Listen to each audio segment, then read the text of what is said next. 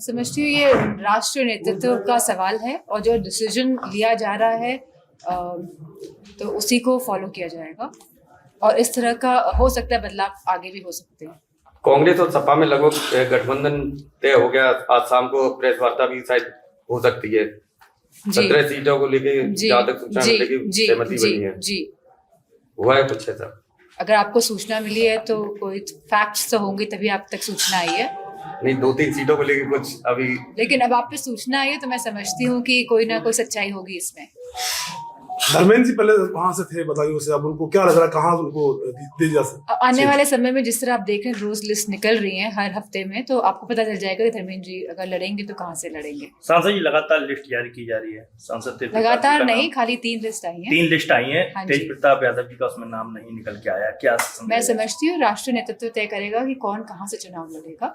और राहुल गांधी ने एक बयान दिया है कि यूपी के युवा जो हैं वो रात में शराब के नशे में सड़कों पे घूमते हैं। यूपी के युवा जो है वो शराबी है, रात भर सड़कों पे मतलब डांस करते हैं।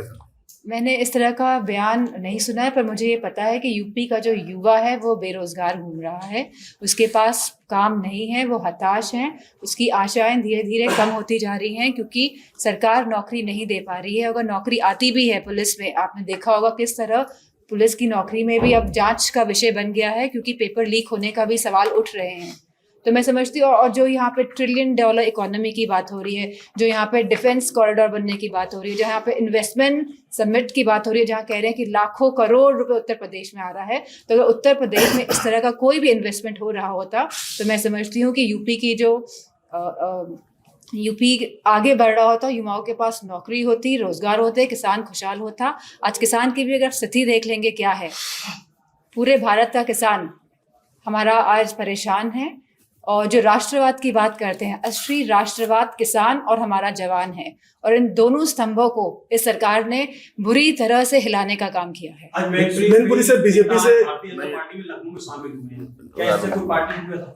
मैं नहीं समझती हूँ क्योंकि शुरू से ही समाजवादी पार्टी के राष्ट्रीय अध्यक्ष जी का जो मूल जो फाउंडेशन थी वो थी पीडीए, और मुझे खुशी है कि आज अलायंस होने जा रहा है और आप देखेंगे कि कितनी मजबूती के साथ ये अलायंस भाजपा का सामना करेगा क्योंकि भाजपा हर फ्रंट में फेल नजर आ रही है। मैनपुरी से बीजेपी 4 स्तंभों की बात हुई थी, नारी की, युवाओं की, किसानों की और जवानों की।